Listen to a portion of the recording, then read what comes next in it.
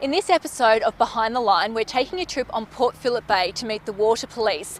Now, this squad's been around since the mid-1800s and they work really hard to keep our waterways safe. Let's just hope that the weather holds up for us today. Hi, I'm Matthew Webb from the Water Police. I've been here for approximately 4 years now. We're about to go on one of our newest boats, VP10. It's named William Sharrock. It was after a member of the Water Police who unfortunately died many years ago. It's our newest boat in the fleet. We're going to go out for a patrol and show you some of the features and what we do at the Water Police. We've got our mobile data terminal that all the police vehicles have. We can check people's history with us, their licence status as well. We can also bring up their photos, which is excellent for us on the water. We've also got a camera similar to the police chopper. It's just a standard video camera that we can pan around with and zoom in and out. And for search features, we can actually run it as a forward located infrared camera. So if there's anyone in the water, at the moment they'll come up in white, so it just detects heat. You can see the ships are obviously putting off heat and the water's black, so if we're finding anyone in the water, they'll come up at a different colour. And also a side scanner so we can have a bit of a look on the bottom and see if there's any objects that shouldn't be there, which is handy for searches for sunken boats, or if we're up doing port security in the Yarra River. It's not long before our crew stops 4 men aged in their 20s who are on their way to Black Rock to go fishing. Who's the skipper today? Skipper today? Yep. You've got your bay licence there? Yeah, they're PFD3s, they're not PFD1s. We're just going to go and have another chat to them. The life jackets or personal flotation devices. PFDs they hold up for a Type 3, required to have a Type 1 under the Marine Safety Act. So we'll go and have a look, and if they are PFD3s and they don't have any of the right type, they'll probably be issued with an infringement notice. So these ones, you want a PFD1. These are just the ski jackets here, they've got no collar on them. Yeah, so they're perfect for, you can use them on your PWCs when you're water skiing. If you want one that's a PFD1, it'll tell you if it's a PFD1.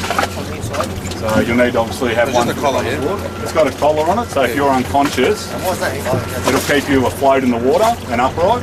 Whereas those ones, they'll keep you afloat, but they won't keep your face out of the water if you're unconscious. That's right, Lisa. It's not fake, is it? No, it doesn't seem to be, but it's just extremely faded.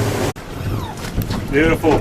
So go back in, get those done, get your rego fixed up, and swap those life jackets. Again, but if you go in the water, we need to find, even if we find you unconscious, we can still pull you in those.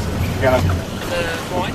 Yeah, we'll just post it out to you. So just go back in. It'll be 282 roughly. So And no demerit points here? no demerit points. Not linked to your licence. All right. Thank you very much. So head back in, get those jackets fixed, and head out and go fishing.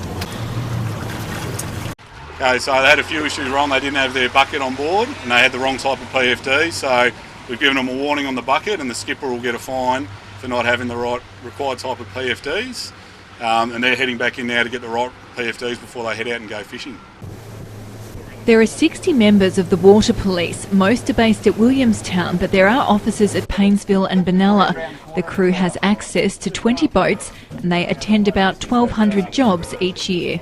We're responsible for all searches on any waterway in Victoria. So it can include Western Port Bay, Bass Strait, Port Phillip Bay and all the inland lakes, Lake Epilock, for example. We have a lot of jobs.